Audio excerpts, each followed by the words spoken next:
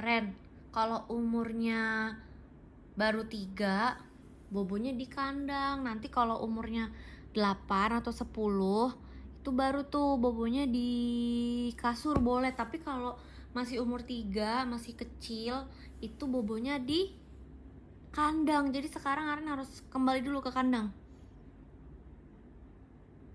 Kenapa kayak gitu, mukanya gak sopan?